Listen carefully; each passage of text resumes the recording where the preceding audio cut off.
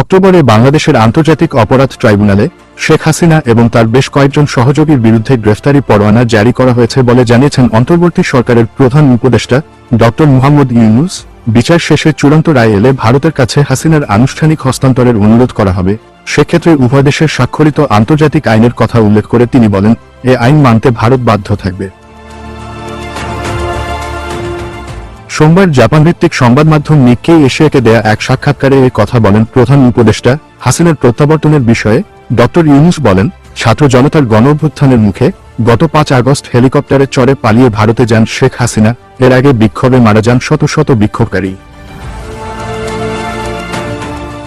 তিনি আরও বলেন, টানা 3 মেয়াদে ভোটারবিহীন নির্বাচন করেছিলেন হাসিনা।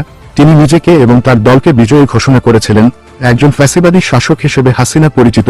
শেখ হাসিনার বিগত 15 বছরের শাসনামলে দেশের শাসন কাঠামো পুরোপুরি ধ্বংস হয়ে গেছে উল্লেখ করে প্রধান উপদেষ্টা বলেন, এখন পুনর্গঠন কাজ করছি। গণতন্ত্র, অর্থনৈতিক স্থিতিশীলতা এবং জনগণের আস্থা পুনরুদ্ধার করা আমাদের কাজ। তিনি রাজনীতিবিদ নন জানিয়ে ড ইউনূস আরও বলেন, সবসময়ই রাজনীতি থেকে দূরে থেকেছি। রাষ্ট্রের যে সকল ব্যক্তিরা নীতিকে সমুন্নত রাখেন, নিয়ম কানুন অনুসরণ করেন এবং নিজেকে দুর্নীতিমুক্ত রাখেন, তাদের নির্বাচনে দাঁড়ানো উচিত।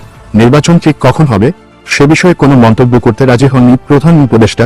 তিনি বলেন, নির্বাচনের সময় নির্ভর করছে সংস্কার কাজের ওপর। কাজের ফলাফলই সময় নির্ধারণ করে দেবে। তিনি নিজে নির্বাচনে অংশ নেবেন না।